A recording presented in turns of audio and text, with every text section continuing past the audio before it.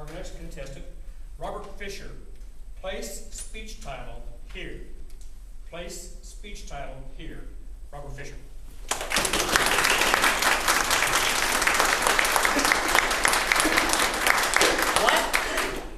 What?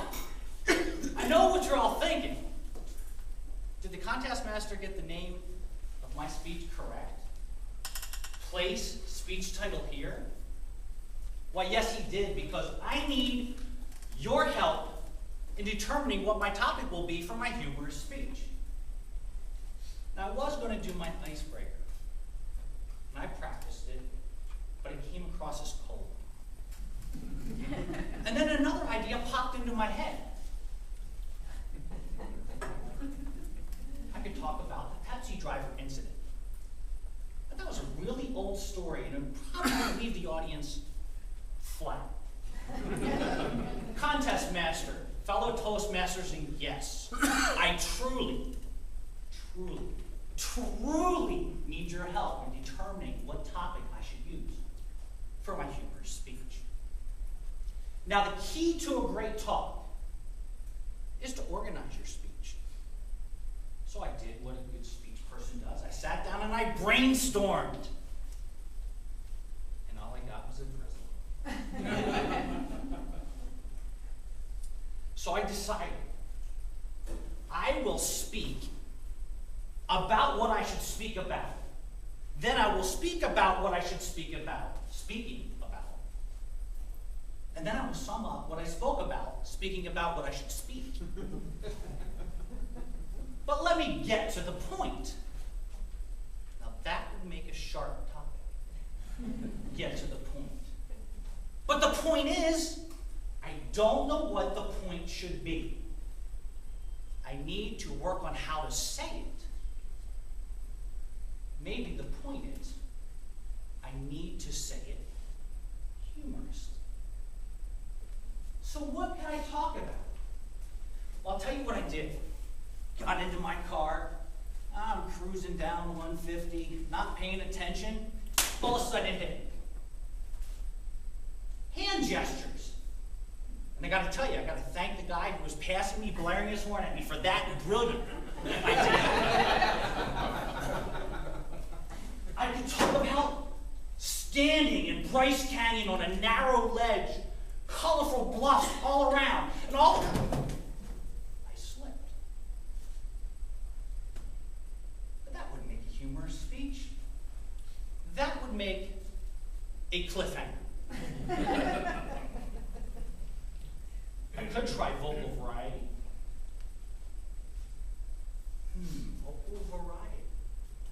What can I use for vocal variety? I could talk about my flight to Utah, but that would be over your head. I could talk about the time as a child I was stuck in my grandparents' pecan tree. But Bill, you would think I was nuts. But I'll tell you, those would be perfect examples of how your body speaks. Would they not? And then I thought, what other topics could I use? I could use current events. That would give me some ideas flowing. I could research the topic of current events. What's been going on in the news? The Chilean miners.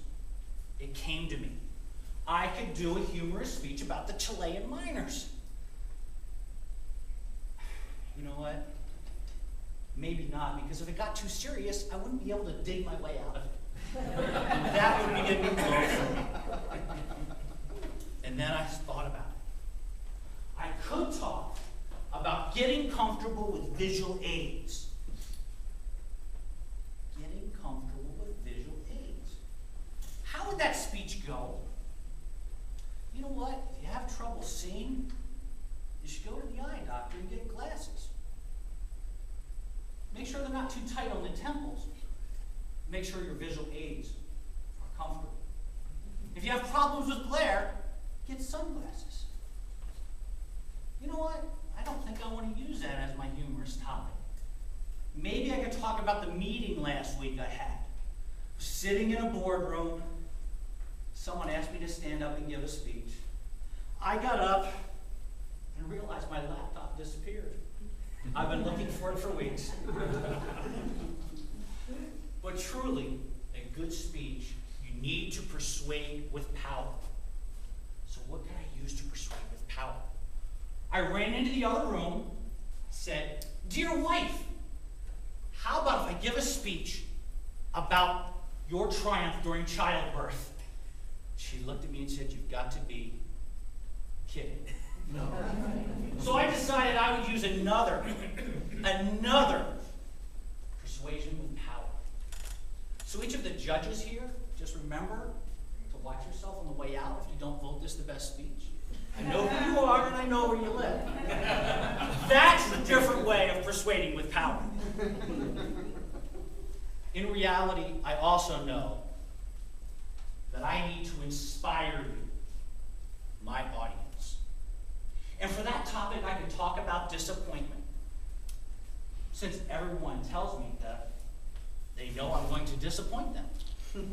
I've often wondered, I'm sure you have too, when I do disappoint them, should they be disappointed? If that describes you, then I inspire you to be inspired by my disappointment. So I ask you, would you please help me create a speech, an icebreaker speech, that gets to the point, that works on how you say it using the right gestures, the right vocals, that inspires you and helps you to become persuaded by me, to be inspired by my disappointment. If you can help me with that, then place speech title here. Mr. Contest Master.